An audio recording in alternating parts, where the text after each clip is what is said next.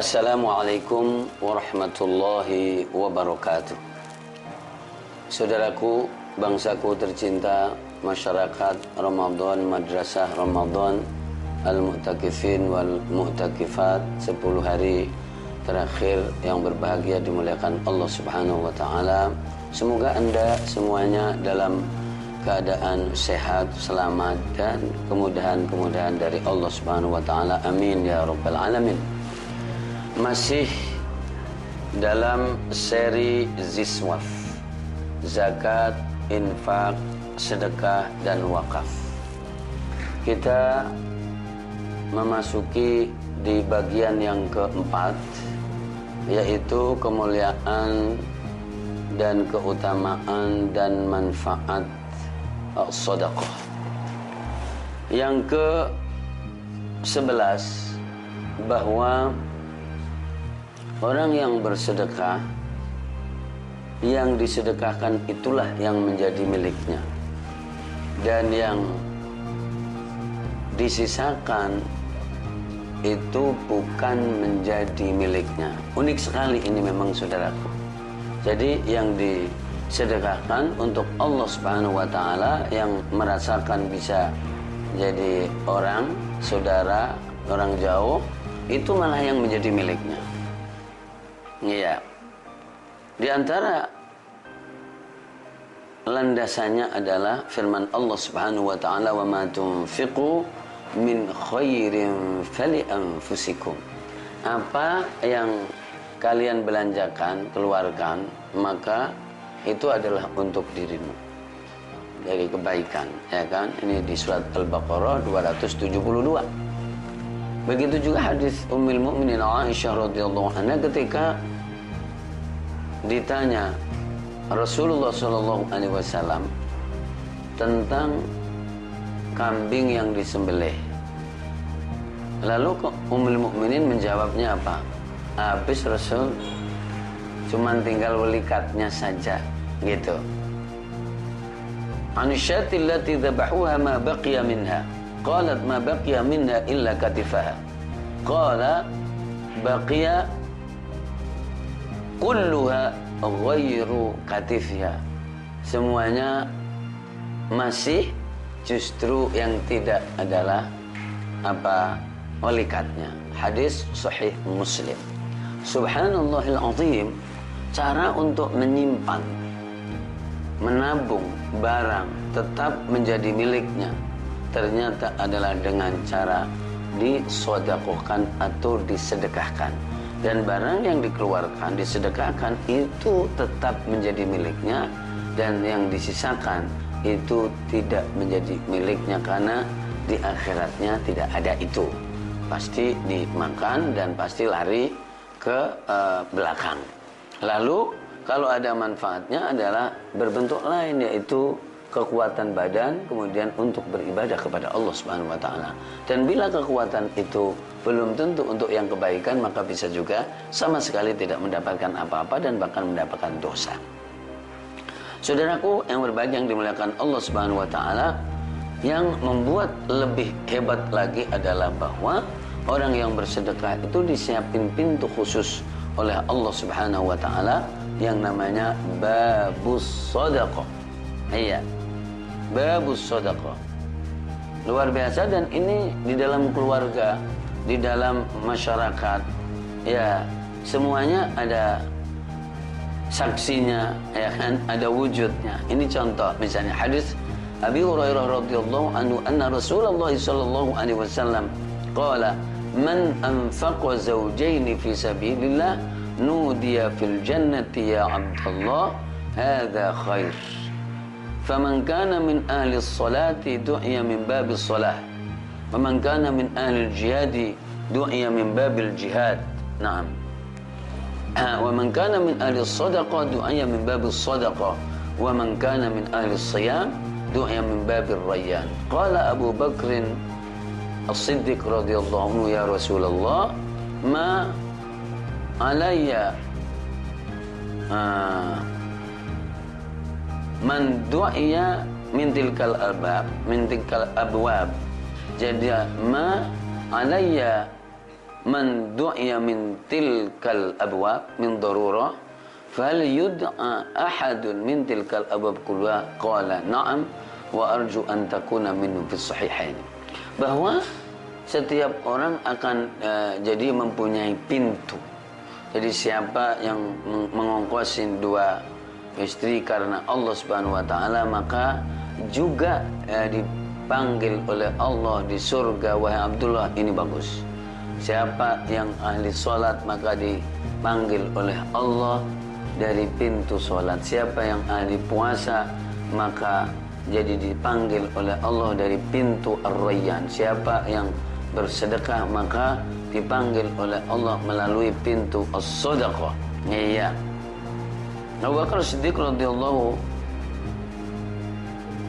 anhu bertanya kepada Rasulullah SAW, ma alayya man du'iya min tilkal albab, min tilkal abwab. Jadi apakah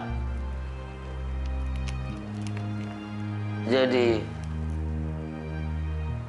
aku termasuk yang dipanggil dari semua pintu itu min darurah, atau ma ala man du'iya min tilkal abwab min darurah fahal yud'a ahadun min tilkal abwabi kulliha. Adakah seseorang yang dipanggil, diundang oleh Allah Subhanahu wa taala dari semua pintu?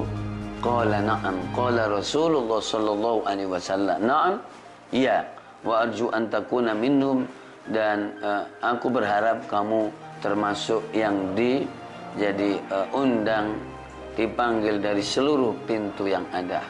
Ini hadis sahih Bukhari Muslim. Iya. Ya, itu sedekah termasuk jadi mempunyai pintu sendiri, dipanggil oleh Allah Subhanahu wa taala.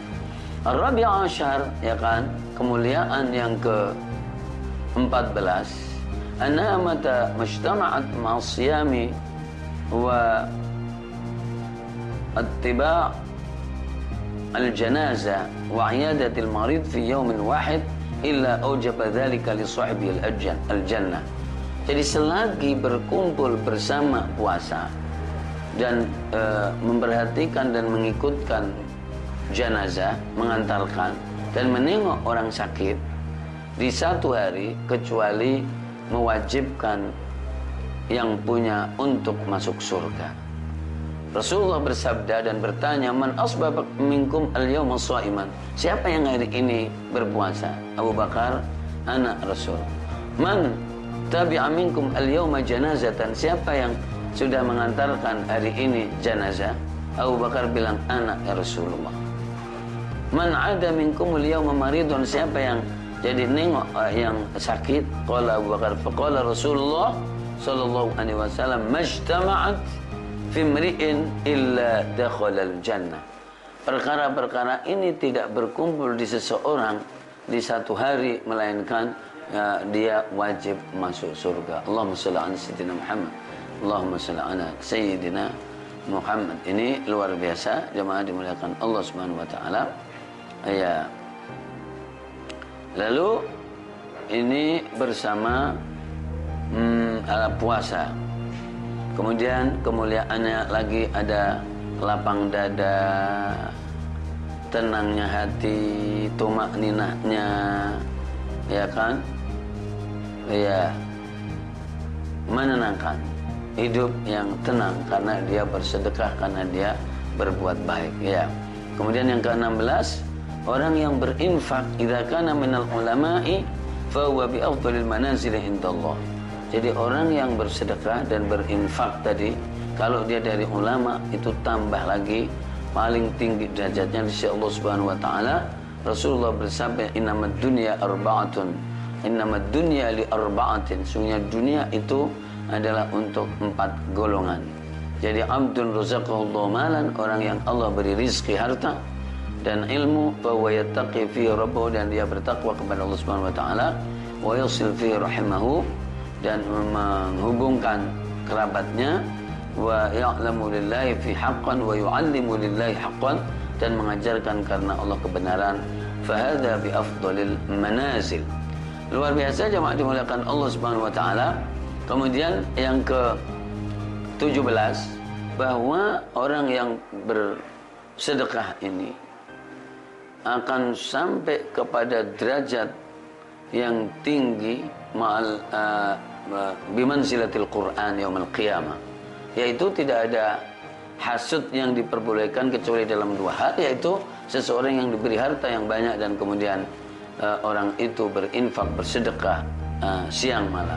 Orang yang diberi Al-Quranul Karim dan kemudian dia jadi qiyam, jadi al-laili wan nahar. Ini semuanya kemuliaan yang luar biasa. Tinggal dua hal lagi, yaitu yang ke-18. Sesungguhnya seseorang itu sangat tergantung dan tergade dengan janjinya antara dia dan antara Allah Subhanahu wa taala, menyempurnakan sifat yang ia kerahkan, yang ia dermawankan dia dari dirinya, hartanya di jalan Allah Subhanahu wa taala. Innallaha ashtara minal mu'minina anfusahum wa amwalahum bi anna lahumul jannah. Ya kan? Terus yang ke-19, sesungguhnya sedekah itu menunjukkan kejujuran seorang hamba dan imannya. Jadi was-shadaqatu burhanun. Hadis sahih, sedekah itu bukti, ya kan? Jadi tidak ngomong tapi ada buktinya. Yang terakhir, bahwa sedekah itu membersihkan hartanya, membersihkan nafsunya, ya kan, membersihkan badannya. Ya, jadi minad dakhon, dari cinta dunia, ya kan, dan dari sesuatu yang muncul karena hubungannya dunia, ada lagu, ada main-main, ada sumpah, ada kadzib, ya kan. Ya ma'syarat tujjar, inna hadzal bai' yahduruhu al-laghu wal halifu, ya kan, fashawwibu bis sadaqah. Sungguhnya perniagaan, berdagang, bisnis ini masuk di dalamnya jadi ada main-main, ada sumpah, ya kan, dan kadang ada dosa-dosa yang terkait dengan barang dan benda, maka jadi coba dibersihkanlah dengan bersedekah. Dengan bersedekah hal-hal yang terkait tadi maka bisa dibersihkan oleh Allah Subhanahu wa taala. Saudaraku, luar biasa kemuliaan jadi bersedekah, dan bersedekah yang inti adalah tidak ada batasnya dan ada nisabnya, dan siapapun bisa melaksanakan dan mengambil bagian. Amin ya rabbal alamin. Mudah-mudahan termasuk yang bisa bersedekah. Wallahul muwaffiq ila aqwamit thoriq. Wassalamualaikum warahmatullahi wabarakatuh.